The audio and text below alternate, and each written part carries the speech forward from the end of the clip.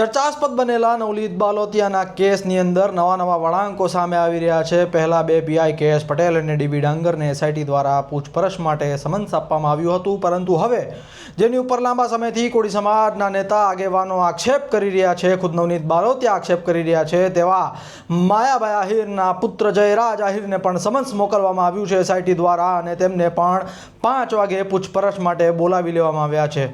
24 ડિસેમ્બરના કાંદિવલીની અંદર એક પ્રોગ્રામ આયોજિત કરવામાં આવ્યો, જેમાં માયાભાઈએ બગદાણાને લઈ એક નિવેદન આપ્યું, જે બગદાણાના સેવક નવનીત બાલોતિયાએ સુધાર્યું અને માયાભાઈ આહિરે તે બાદ માફી માંગતો વિડીયો બનાવ્યો, પરંતુ એવું કહેવાય છે નવનીત બાલોતિયા દ્વારા કે આવા જયરાજ આહિર માયાભાઈ આહિરના જે પુત્ર છે તેમને ગમી નહીં અને તે બાદ હિચકારો હુમલો કરાવવામાં આવ્યો। તેમની ઉપર આવા આક્ષેપો નવનીત બાલોતિયા લાંબા સમયથી કરી રહ્યા છે।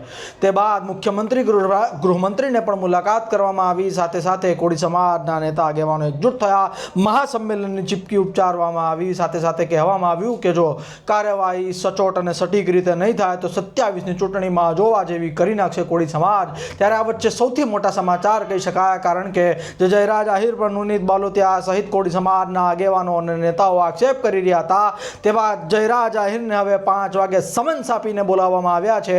એસઆઈટી દ્વારા પૂછપરછ કરવામાં આવવાની છે જયરાજ આહિરની, બેસાડીને જે 15 મુદ્દાઓ નવનીત બાલોતિયાએ એસઆઈટીની જે તપાસ થઈ તેમાં નવનીત બાલોતિયાએ 15 જેટલા મુદ્દા લખાવ્યા હતા। આ 15 મુદ્દાઓ પર અથવા જેટલા પણ મુદ્દાઓ એસઆઈટી ચાહે એટલા મુદ્દા પર તપાસ કરી શકશે અને 5 વાગે જયરાજ આહિરને જવાબોનો સામનો કરવો પડશે એસઆઈટીના। ત્યારે હવે 5 વાગે શું નવા વળાંક આ કેસમાં સામે આવે છે, શું નવી વિગત સામે આવે છે, પલે પલની અપડેટ તમારા સુધી પહોંચાડતા રહીશું। કેમેરા પર્સન મોઇન કાઝી સાથે ટાઈમ્સ ઓફ ગુજરાત બ્યુરો।